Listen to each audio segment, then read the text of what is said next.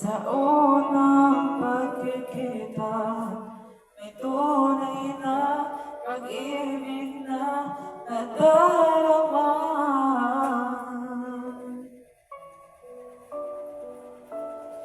Bakit ba hindi ka nakilala na ako'y malaya pa? At hindi ngayon ang puso ko'y may kapiling na. Bakit ba hindi ka nakilala na ako'y